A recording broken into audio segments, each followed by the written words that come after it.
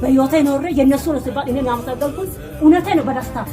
በደስታ እሺ ያልኩኝ ሊሰጥ የለማ አፌን ወድ ላይ እሺ ያልኩኝ የሱ ባሉበት ቦታ እግዚአብሔር ነው ይባርካቸው፣ ይባረኩ፣ ጤና ይስጣቸው፣ ለቤታቸው ጤና፣ ለልጆቻቸው ጤና፣ ለኢትዮጵያ ጤና፣ ለአገር ጤና፣ ለጤናችሁ ጤና ይስጣችሁ። የተረፈውን ሆድ ይመርቅ። እንግዲህ በእውነት ክርስቶስ አሁንም ዋናው ምንድነው?